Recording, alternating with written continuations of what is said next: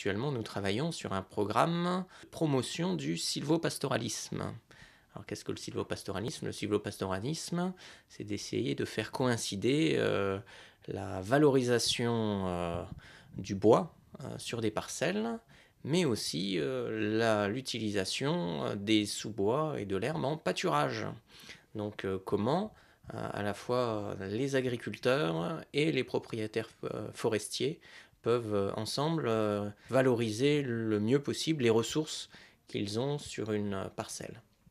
Et donc ce programme a été mis en place en partenariat avec la Chambre d'agriculture et les propriétaires forestiers qui ensemble se sont dit mais quels sont les points de blocage et comment on pourrait essayer d'améliorer la valorisation de la forêt, sachant que sur notre territoire, on a à peu près la moitié de la SAU, donc la moitié de notre territoire est couvert par des forêts et reste encore très peu valorisé.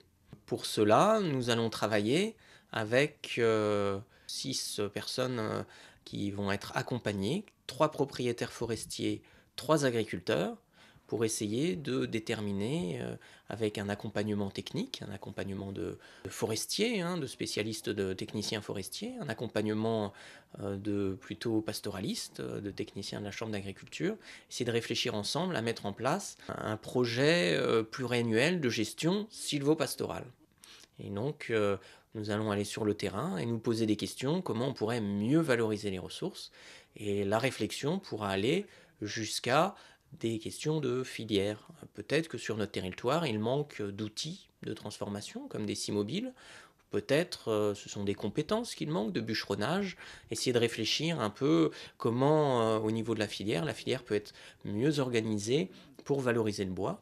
Donc on a vu par exemple chez un des agriculteurs qu'il a réussi avec son propre bois à construire son bâtiment. Je suis agriculteur à Cagnac. Je possède des terres boisées. Et donc le bois est utilisé en bois de chauffage principalement et pas toujours utilisé. Et donc l'année dernière, on a fait un hangar en bois et on a utilisé le bois de l'exploitation pour faire le bardage. Voilà. Ah ben, ça, c'est des exemples qu'on va essayer de développer, de valoriser pour que on puisse le reproduire sur notre territoire.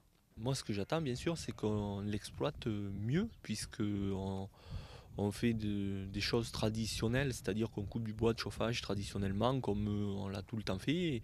Et aujourd'hui, on peut espérer qu'il y ait des nouveaux débouchés avec les co-constructions, avec les chauffages à plaquettes, à granulés bois. Enfin, je sais pas, moi j'espère qu'on pourra en tirer plus profit et mieux l'utiliser. Voilà.